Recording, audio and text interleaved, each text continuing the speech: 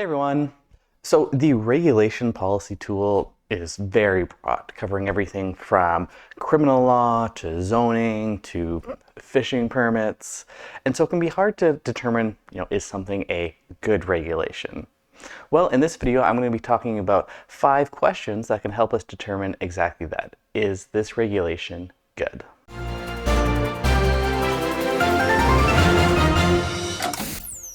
And so let's get right into it with the first question, which is, does this regulation have an appropriate legislative mandate?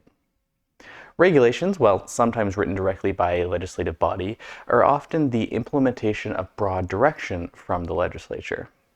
So the question we want to ask is this regulation something that is responding to a clear mandate written in law?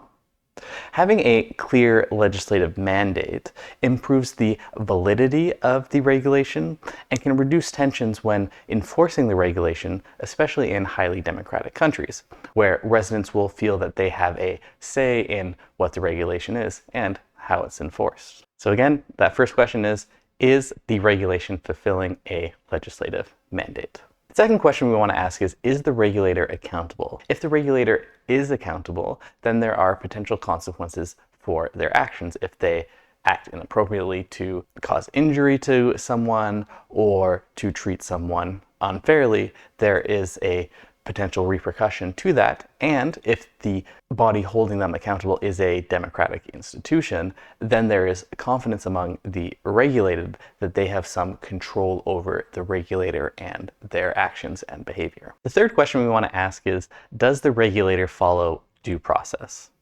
Now, due process is very heavy in the legal field, and really what it boils down to is, does the regulator treat everyone with equality, fairness, and consistency?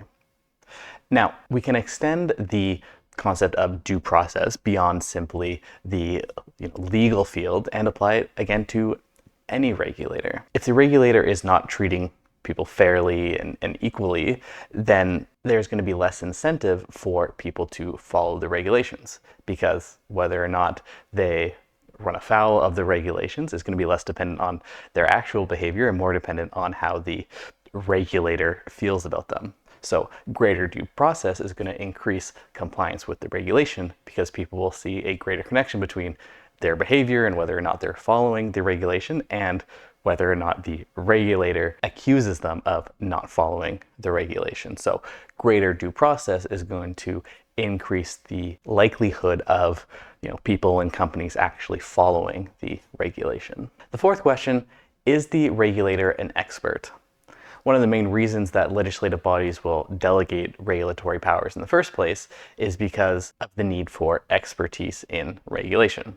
From finance to healthcare, many areas that are regulated require that level of expertise.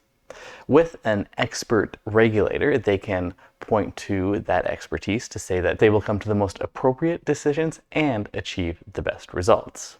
If the regulator is not considered an expert in the field, well, their decisions will constantly be questions, which again will reduce the effectiveness of the regulation. And finally, the fifth question, is the regulation efficient?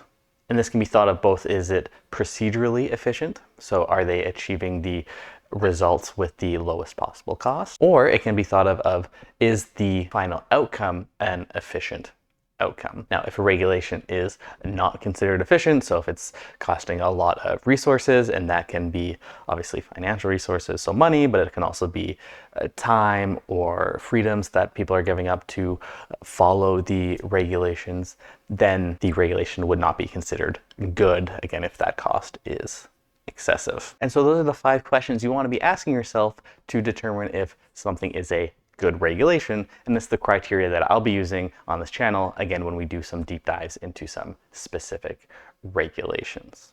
But of course, you'll notice one of the questions I didn't ask is what the regulation is trying to achieve a good objective? And again, that's something that is more in the realm of politics and outside the scope of this channel where we look at public policy. But now we know what 5 questions to ask, and if we want to improve a regulation, what 5 areas we can look to improve the quality of the regulation. So we can say, do we need to improve the accountability of the regulator? Do we need to improve the due process or the efficiency, or do we need a regulator that is more of an expert in this field? Improving any one of these 5 areas is going to improve the quality of the regulation. And so that's it from me. If you enjoyed, please like and subscribe, and I will see you in the next one.